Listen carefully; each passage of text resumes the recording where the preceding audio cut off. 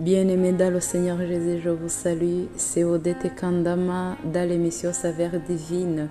Bénissez l'Éternel avec moi. C'est la journée que l'Éternel a fait. Qu'elle soit pour nous un sujet de joie et d'allégresse. Alléluia, alléluia.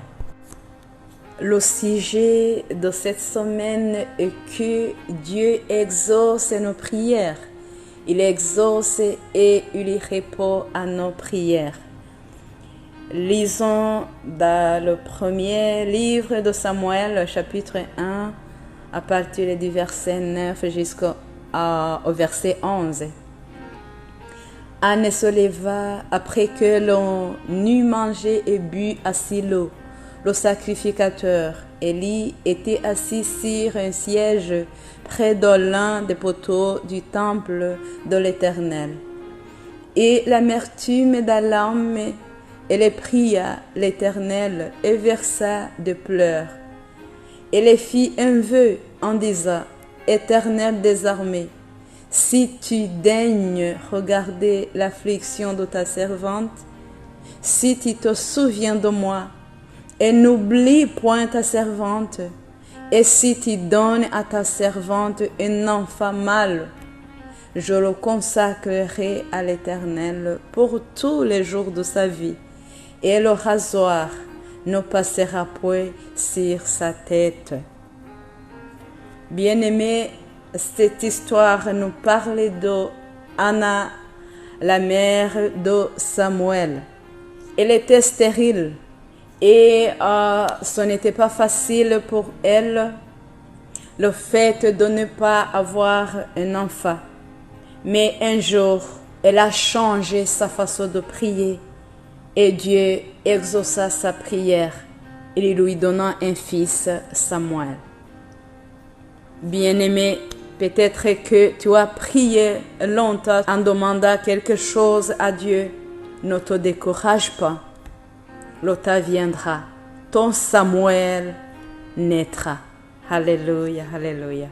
Je voulais vous parler de 4 choses sur lesquelles Dieu prête attention avant de nous exaucer, avant de répondre à nos prières. Tu peux trouver d'autres choses. Moi, je voulais parler de ces 4 choses. La première chose est celle-ci. Dieu n'exauce pas la prière d'un pécheur. Si nous lisons le livre de Psaume chapitre 66, versets 18 et 19, c'est David qui parlait. Il a dit ceci. Si j'avais conçu l'iniquité dans mon cœur, le Seigneur ne m'aurait pas exaucé. Mais Dieu m'a exaucé. Il a été attentif à la voix de ma prière. Bien-aimé, Dieu ne peut pas exaucer ou bien entendre ou bien répondre à la prière d'un pécheur. La prière d'un pécheur que Dieu écoute et exauce, c'est la prière qui demande pardon. Donc nous devons enlever toutes sortes d'obstacles qui peuvent empêcher nos prières d'être exaucées. Il faut d'abord enlever la barrière. Il faut d'abord enlever le péché. Et si tu n'as pas encore accepté Jésus comme ton propre sauveur et roi, il te faut de le faire. On l'a dit dans les enseignements passés que quand nous donnons notre vie à Christ, nous devenons les enfants de la maison. Si je donne ma vie à Jésus-Christ, Dieu devient mon Père. Et vous le savez bien, un père ne peut pas refuser de donner quelque chose à son enfant. C'est impossible. Il nous faut d'abord d'être les enfants de la maison. Il nous faut d'abord chercher l'amitié à Dieu.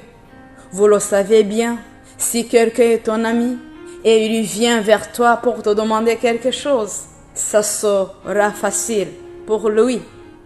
Alléluia. Donc, Dieu n'exauce pas la prière d'un pécheur. La Bible nous dit, si quelqu'un détourne l'oreille pour ne pas écouter la loi, Sa prière même est une abomination. Que le Seigneur nous aide. Enlevons d'abord toutes sortes de barrières afin que le Seigneur nous exauce. La deuxième chose, c'est que Dieu nous donne ce qui est essentiel. Oui, il nous donne ce qui est essentiel. Il y a des prières que tu vas faire chaque jour et elles ne seront jamais exaucées parce que Dieu qui regarde tout, il voit que ce n'est pas essentiel. Il voit que cela n'est pas utile à toi. Je vous donne un exemple. Si tu es un papa ou bien tu es une mère, si un enfant réclame un couteau ou bien une lame de rasoir, tu ne peux pas donner cela à ton enfant, c'est impossible. Tu ne peux pas le faire parce que tu sais que ça va lui faire du mal. Dieu aussi est comme ça, il ne peut pas te donner quelque chose si il voit que ça va te faire du mal ou bien ça va te détourner du droit chemin. Il te donnera ce qui est essentiel. Troisième chose, Dieu nous exauce si nous demandons selon sa volonté. La Bible nous dit dans le premier épître de Jean, chapitre 5, verset 14, nous avons auprès de lui cette assurance que si nous demandons quelque chose selon sa volonté, il nous écoute. Si nous demandons selon sa volonté, ou bien si nous demandons selon la Bible, par exemple, si tu pries pour que quelqu'un se détourne de sa mauvaise voie, pour qu'il abandonne les péchés, Dieu va t'exaucer. Si tu pries pour quelqu'un, pour qu'il change, pour que son cœur ou bien pour que sa vie soit transformée, Dieu va t'exaucer parce que le plan de Dieu est que tout le monde soit sauvé. Il va t'exaucer. Alléluia. La quatrième chose, c'est que Dieu nous exauce s'il a un intérêt dans ce que nous demandons. C'est ce qui s'est passé avec la maman de Samuel. Un jour, elle a fait un vœu. Il a dit, Seigneur, si tu me donnes un fils, il sera à toi. Il sera consacré chaque jour. Il sera dans ta maison. Et voilà, Dieu lui a exaucé.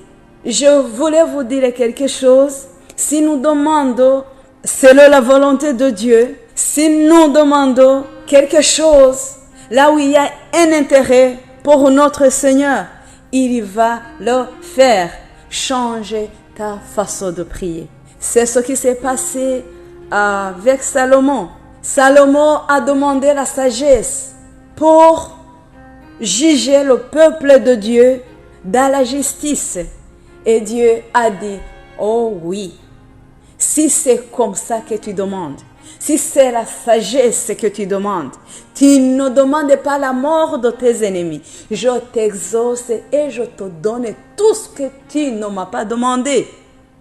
Alléluia, alléluia. Si nous demandons selon la volonté de Dieu, si nous demandons quelque chose dans laquelle Dieu a un intérêt, il va nous donner au-delà. Bien-aimés, saviez-vous que Anna a eu encore 5 autres enfants? Alléluia, alléluia.